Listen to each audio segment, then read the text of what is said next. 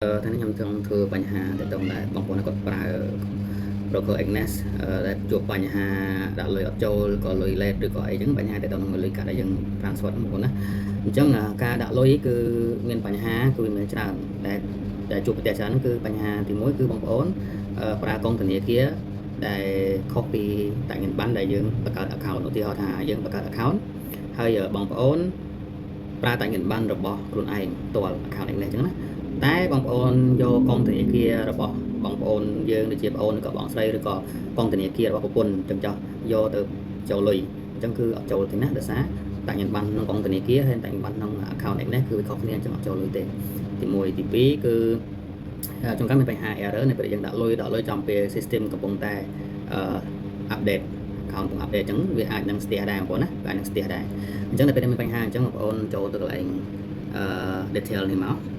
អូខេបន្ទាប់យើងយកកន្លែង history បាទអញ្ចឹង history ចាក់ស្អាតថាយើងដាក់លុយ$100អញ្ចឹងវាកន្លែងនេះមាន$100ជួនកាលកន្លែងហ្នឹងវាដាក់កន្លែង pending ឬក៏ soft process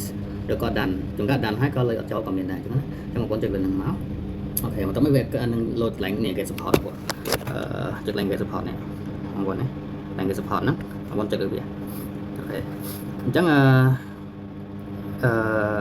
អានេះដោយសារតែលុយបញ្ចូលហើយខ្ញុំអាចធ្វើទីហោពិបាកទៀតដល់លុតឲ្យជិះខ្ញុំមកលេងផ្សេងមកអូខេហើយនេះចេញមកទៅឲ្យដែរអូខេ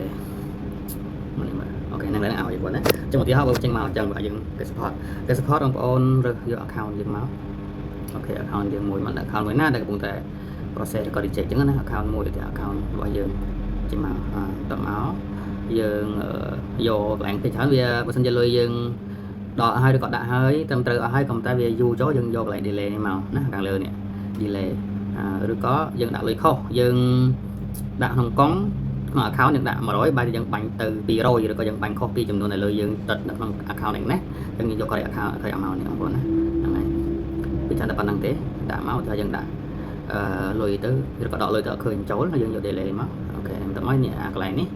គឺយើងសរសេររ៉ាយរាប់មកមូលហេតុអីយើងដាក់លុយប៉ុណ្ណេះឃើញតន់ចូលអញ្ចឹងណាយើងដាក់ជាភាសាអង់គ្លេសដាក់សរសេរជាភាសាអង់គ្លេសមកហើយបែរនេះយើង upload payment ដែលយើង download ដែលយើង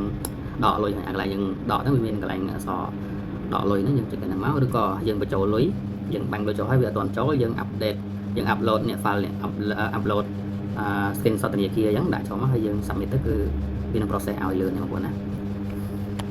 នេះរបៀបយើងធ្វើ report ឬក៏យើង chat support ទៅខាងក្រុមហ៊ុនហើយមួយទៀតបើសិនបងប្អូនអត់ចេះធ្វើទេបងប្អូនតាក់ទងមកខ្ញុំជួយដោះស្រាយបានយកផ្សេងជា partner អញ្ចឹងបងប្អូនដែលមាន account ក្រោម link របស់ខ្ញុំគឺខ្ញុំនឹងជួយដោះស្រាយឲ្យបានរាល់បញ្ហាដកដាក់លុយតាម account នេះបាទសូមអរគុណ